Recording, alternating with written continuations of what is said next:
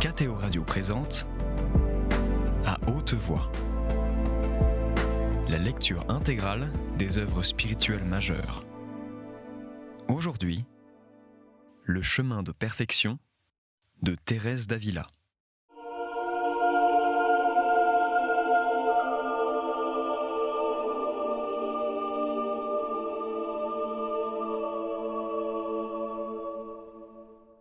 Chapitre 12. Il faut faire peu de cas de la vie et de l'honneur quand on aime Dieu véritablement. Passons à d'autres choses qui ne laissent pas d'être fort importantes, quoiqu'elles ne le paraissent pas. Dans le chemin de la perfection, tout nous semble d'abord pénible, et à juste titre, parce que c'est une guerre contre nous-mêmes. Mais lorsque nous commençons à nous mettre à l'œuvre, Dieu, de son côté, opère si puissamment dans notre âme, il la comble avec tant de faveurs que tous les travaux de cette vie lui semblent peu de choses. Pour nous, religieuses, le plus difficile est déjà fait. Nous avons abdiqué notre liberté par amour pour Dieu et nous l'avons remise au pouvoir d'autrui. De plus, nous nous sommes engagés à jeûner, à garder le silence, à vivre dans une étroite clôture, à assister au chœur et autres choses aussi pénibles. Quelque envie qui nous vint de prendre nos aises, nous ne le pourrions presque pas. Peut-être, en tant de monastères que j'ai vus, suis-je la seule à qui cela soit arrivé. Pourquoi donc ne travaillerions-nous pas à la mortification intérieure, puisqu'elle donne à toutes les observances religieuses plus de mérite et de perfection, puisqu'elle nous y fait trouver plus de douceur et de repos. Comment arriver à cette mortification intérieure ?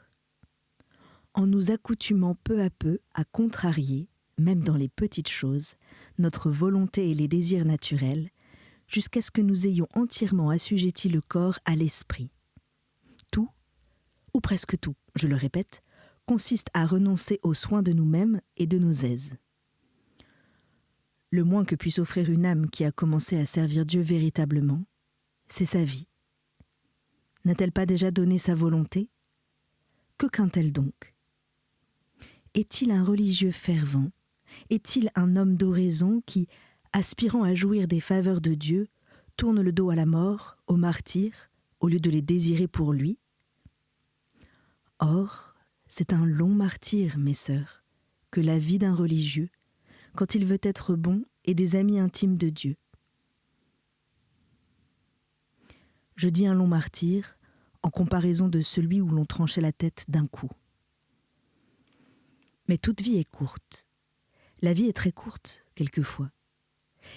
Et que savons-nous si notre vie ne finira point une heure ou un moment après que nous aurons pris la résolution de servir Dieu de tout notre cœur ? Cela est possible. Pourquoi donc faire cas de ce qui doit finir ? Et si l'on pense que chaque heure peut être la dernière, qui ne voudra la bien employer ? Croyez-moi donc, le plus sûr est de s'arrêter à ces considérations. Ainsi, accoutumons-nous à contrarier en tout notre volonté. Cette simple application vous mènera peu à peu, et sans que vous sachiez comment, au comble de ce renoncement intérieur. Il paraît bien rigoureux, il est vrai, de dire que nous ne devons rechercher de satisfaction en rien. Mais c'est lorsqu'on ne dit pas en même temps les douceurs, les délices, la sécurité qui accompagnent cette abnégation et les précieux avantages qu'on en retire, même pendant cette vie.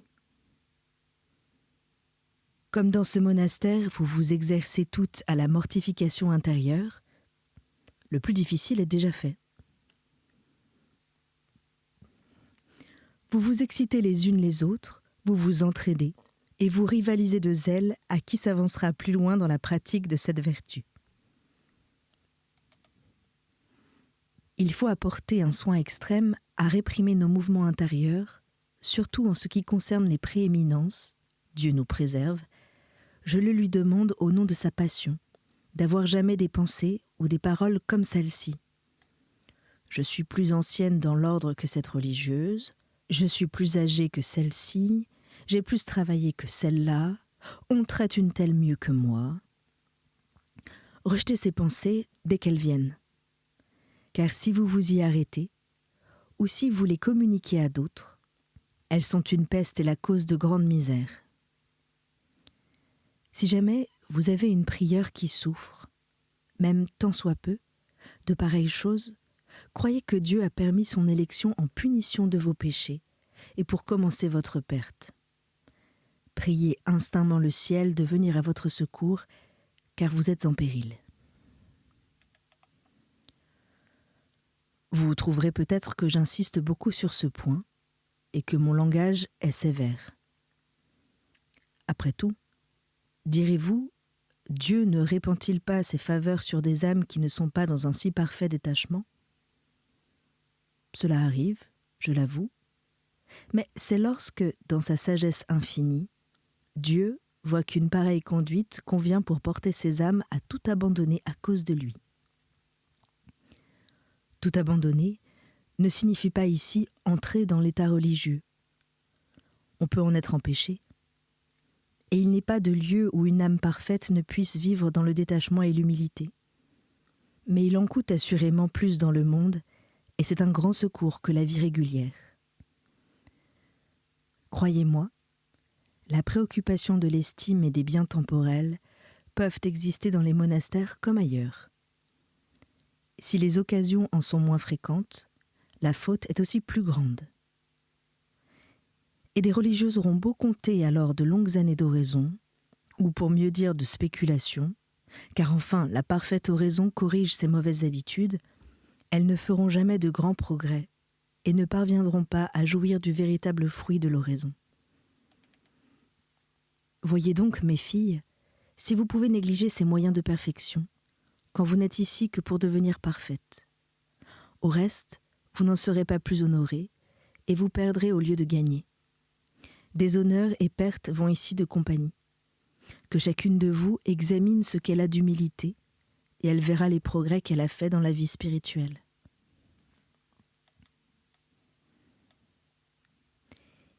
Il me semble qu'au sujet des prééminences, le démon n'oserait tenter, non pas même d'un premier mouvement, une personne qui est véritablement humble. Il est trop clairvoyant pour ne pas craindre le coup qui le menace. Impossible en effet qu'une âme profondément humble ne retire un grand profit d'une tentation de ce genre, et qu'elle n'en demeure plus affermie dans l'humilité.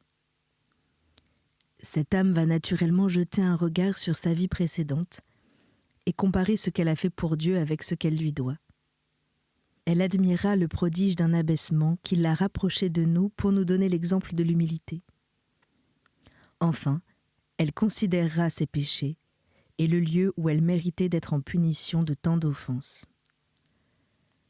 L'âme sort ainsi de la tentation avec tant d'avantages que le démon n'osera plus revenir à la charge, de peur d'avoir la tête broyée.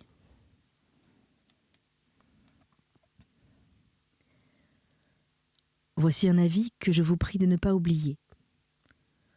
Pour vous venger du démon et vous délivrer plus vite de ses attaques, ne vous contentez pas de vaincre au-dedans, où le malheur serait si grand d'être vaincu, mais au dehors même, faites tourner la tentation au profit de vos sœurs.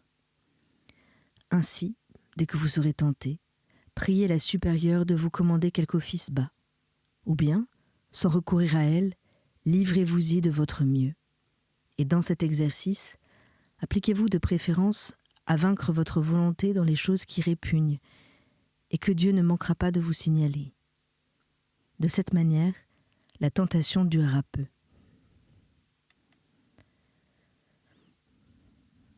Dieu nous garde de ces personnes qui veulent allier à son service les intérêts de leur honneur. C'est là un déplorable calcul. Comme je l'ai déjà dit, l'honneur se perd dès qu'on le recherche, principalement en matière de charge. Il n'est pas sur terre un poison aussi mortel au corps que cet orgueil ne l'est à la perfection des âmes. Mais, direz-vous, ce sont là de petites choses et des mouvements naturels. Il ne faut pas s'en mettre en peine. N'en riez pas, je vous prie. Ces petites choses montent comme l'écume, et rien n'est petit en un péril aussi grand que ce pont d'honneur et ses ombrages de susceptibilité. En voulez-vous savoir une raison entre plusieurs autres ? La voici. Le démon commence à vous tenter à propos d'une chose légère, mais il la peint comme très grave aux yeux de l'une de vos sœurs. Celle-ci croira faire acte de charité en venant vous dire qu'elle ne comprend pas comment vous pouvez endurer un tel affront, qu'elle prie Dieu de vous donner de la patience et que vous lui devez offrir cette injure et qu'un saint ne pourrait souffrir davantage. L'esprit de ténèbres envenime la langue de cette personne. Supposons que vous vous déterminez à souffrir ce déplaisir. Il vous reste une tentation de vaine gloire pour une chose que cependant vous n'avez point offerte avec la perfection que vous auriez dû. Notre nature est si faible. En convenant qu'il n'y a rien à souffrir dans telle épreuve, nous croyons néanmoins faire acte de vertu en la supportant, et nous ne laissons pas de la sentir. À combien plus forte raison y serons-nous sensibles quand nous verrons que les autres en sont touchés par amour de nous. C'est ainsi que l'âme perd les occasions qu'elle avait de mériter. Elle demeure plus faible et elle laisse la porte ouverte aux démons pour une attaque plus dangereuse. Ce n'est pas tout. Lors même que vous serez dans la résolution de souffrir avec patience, voici ce qui pourra vous arriver. On viendra vous dire que vous êtes stupide et qu'après tout, il est bon de sentir les choses. Oh, pour l'amour de Dieu, mes sœurs, que nul d'entre vous ne se laisse aller à cette indiscrète charité, de témoigner de la compassion en rien de ce qui a rapport avec ces injures imaginaires, car ce serait imiter les amis et la femme du saint homme Job.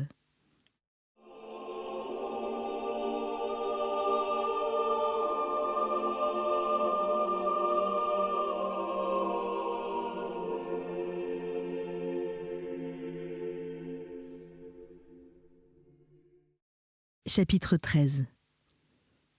Celui qui aime Dieu véritablement doit faire peu de cas de la vie et de l'honneur. Je vous le dis souvent, mes sœurs, et maintenant je veux vous le laisser par écrit ici, afin que vous n'en perdiez pas le souvenir. Non seulement les religieuses de cette maison, mais encore toutes les personnes qui aspirent à devenir parfaites, doivent être à 1000 lieues de récrimination comme celle-ci. J'avais raison, on ne m'a pas donné raison, c'est sans raison que je suis traitée ainsi. Dieu nous préserve de mauvaises raisons. Croyez-vous qu'on eût raison d'insulter, comme on fit, notre bon Jésus et de l'accabler des plus injustes traitements? J'ignore, moi, ce qu'est venue chercher dans ce monastère une religieuse qui ne veut supporter d'autre croix que celle dont la raison est évidente. Elle peut s'en retourner dans le monde, ou d'ailleurs ces belles raisons ne suffiront pas à la garantir.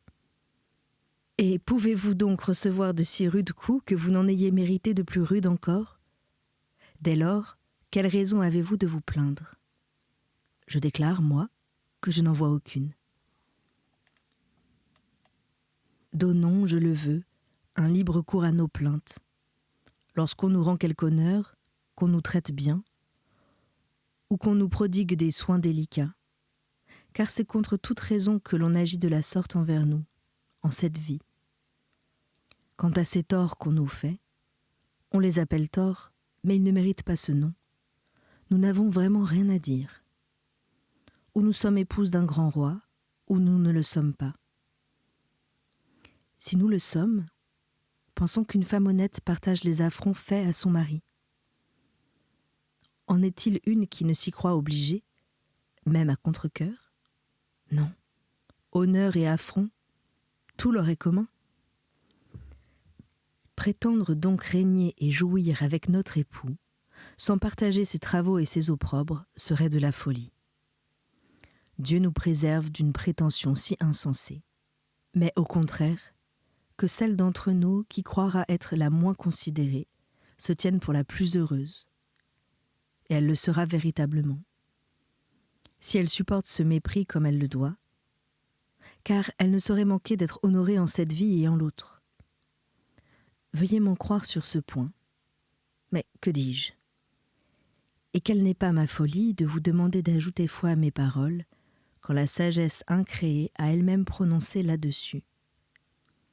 et forçons-nous d'imiter en quelque chose la parfaite humilité de la très sainte Vierge, dont nous portons l'habit. Ce seul nom de religieuse de la Vierge doit nous remplir de confusion, car nous aurons beau nous abaisser, nous serons toujours de bien pauvres filles d'une telle mère et de bien pauvres épouses d'un tel époux.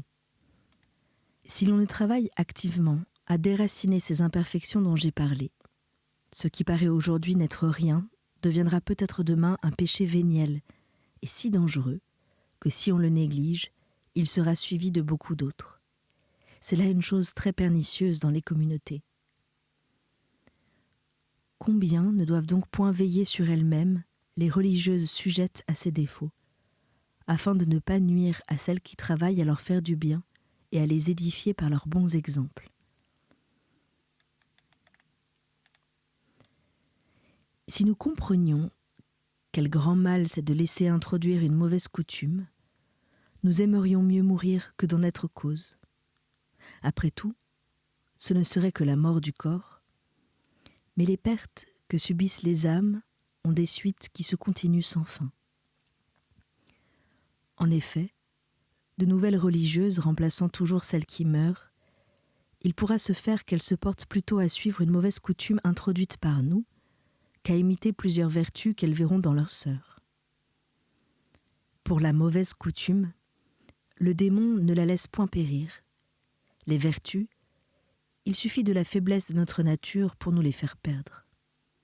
Oh, qu'elle accomplirait une bonne œuvre de charité et qu'elle rendrait un grand service à Dieu, la religieuse qui, se voyant incapable d'observer les usages établis par nous, le reconnaîtrait sincèrement et s'en irait de notre monastère. Qu'elle songe à prendre ce parti, si elle ne veut trouver un enfer dès ce monde, et Dieu veuille qu'elle n'en trouve pas un second dans l'autre. Elle a cela à craindre pour plusieurs raisons, qui peut-être ne seront connues ni d'elle ni des autres, mais comme elles le sont de moi.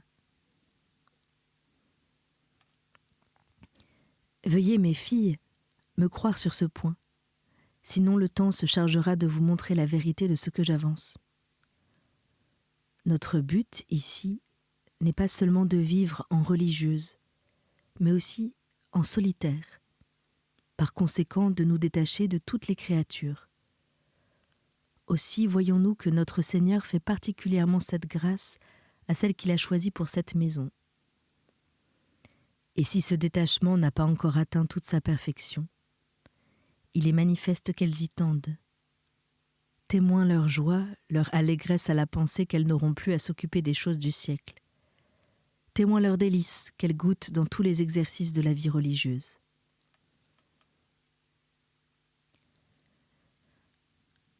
Je le répète, que celle qui incline vers les choses du monde et qui ne fait pas de progrès visible sortent de ce monastère. Et si elle persiste à vouloir être religieuse, qu'elle entre dans un autre couvent. Autrement, elle verra ce qui lui arrivera. Qu'elle ne se plaigne point de moi et ne m'accuse point de ne lui avoir pas fait connaître à l'avance ce qui se pratique dans ce monastère que j'ai fondé. S'il y a un paradis sur la terre, c'est une maison, mais seulement pour les âmes qui n'ont d'autre désir que de contenter Dieu et qui ne cherchent en rien leur propre contentement. Pour elles, la vie est souverainement agréable. Quant à celles qui désireraient autre chose que de plaire à Dieu, elles ne sauraient y être heureuses, parce que ces désirs ne seront pas satisfaits. Et comme une personne dégoûtée, à qui les meilleurs aliments répugnent, elle a mal au cœur, en présence des mets que les bien portants savourent le plus. Cette personne fera mieux son salut en quelque autre lieu. Il pourra arriver que peu à peu, elle y acquiert la perfection qu'elle ne peut souffrir ici, où on l'embrasse tout d'un coup. Car bien qu'ici, où on donne du temps pour arriver à la perfection du détachement et du renoncement intérieur, l'extérieur est exigé tout de suite. Si une novice qui voit toutes les religieuses parfaites et qui vit toujours en leur compagnie n'en tire aucun profit en un an, je crains qu'elle n'avance pas davantage en plusieurs années, si tant est qu'elle ne recule. Je ne prétends pas qu'elles doivent remplir ses obligations aussi parfaitement que les autres, mais au moins doit-elle laisser voir que la santé de son âme se fortifie, ce qui s'aperçoit vite en une maladie qui, de sa nature, est mortelle.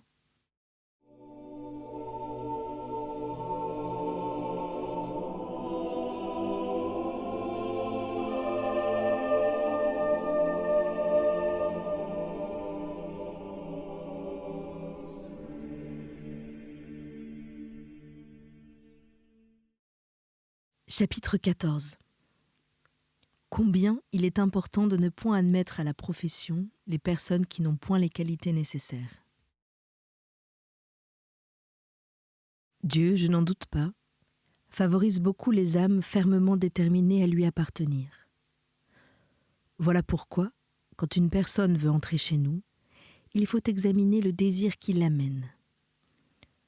Que ce ne soit pas seulement pour sortir de gêne, ce qui sera le cas de plusieurs. Notre Seigneur peut sans doute élever et perfectionner ce motif quand la personne est douée d'un sens droit, mais si elle en est dépourvue, il ne faut en aucune façon l'admettre. Elle ne verrait pas l'imperfection du motif qui l'a fait entrer et serait incapable de comprendre les bons avis qu'on lui donnerait pour l'éclairer. La plupart de celles qui ont peu de jugement s'imaginent savoir mieux que les plus sages ce qui leur convient. À mon sens, c'est là un mal incurable, parce qu'il est bien rare qu'il ne soit accompagné de malice. On pourrait le tolérer dans une communauté nombreuse, mais nous qui sommes en si petit nombre, nous ne le pouvons point. Lorsqu'une personne d'un esprit droit commence à s'affectionner au bien, elle s'y attache fortement, parce qu'elle voit que c'est le plus sûr. Il peut se faire qu'elle n'aide pas toujours les sœurs à la vie intérieure et à l'esprit d'oraison. Elle les aidera du moins par ses bons conseils, et leur sera utile en beaucoup d'autres manières, sans être à charge à qui que ce soit. Au contraire, avec un jugement faux, je ne vois pas l'utilité d'une personne en religion, et j'en vois le danger très grand.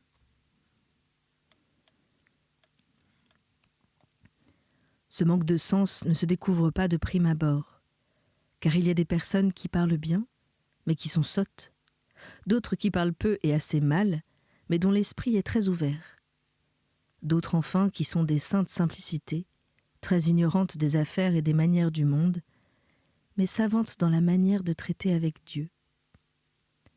C'est pour cela qu'il faut examiner avec grand soin celles qu'on reçoit, et ne les admettre à la profession qu'après une longue épreuve. Que le monde sache, une fois pour toutes, que vous avez la liberté de les renvoyer. Dans un monastère où il y a beaucoup d'austérité, vous pouvez avoir plusieurs raisons qui vous y obligent. Dès qu'on verra que c'est notre usage, on ne le tiendra plus à injure. Je parle de la sorte à cause du malheur des temps où nous vivons. En vain, nos prédécesseurs dans l'état religieux nous ont fait une loi de cette conduite. L'on est si faible de nos jours qu'on se croit obligé à tenir une conduite contraire, de crainte de déplaire aux parents. Dieu veuille que les religieuses, qui reçoivent aussi des novices, ne le payent pas en l'autre vie. Les prétextes ne nous manquent jamais pour justifier à nos propres yeux ces sortes d'admissions. Mais c'est là une affaire qui nous regarde toutes et chacune. Il n'est pas une sœur qui ne doive y songer, recommander cela à Dieu et donner à la prieure le courage dont elle a besoin. Rien n'est plus important en effet, et je supplie notre Seigneur qu'il nous éclaire en ce point-là. C'est pour vous un précieux avantage de ne pas recevoir de dot, là où l'on en reçoit. Il peut arriver qu'on ne puisse pas rendre un argent déjà dépensé, et que par suite, on laisse dans le monastère le larron qui dérobe le vrai trésor, ce qui est bien triste. Vous donc, ne faiblissez jamais en ces rencontres, ni pour quelque personne que ce soit. Ce serait faire du mal à qui vous prétendez faire du bien. C'était À Haute Voix, une émission de KTO Radio. Aujourd'hui, Le chemin de perfection de Thérèse d'Avila. Lecture, Anne-Céline Pellarini. Captation et réalisation, Aymeric Plouinec et Thibaut Dagalier. Une émission disponible en podcast sur ktoradio.com et sur l'application KTO Radio.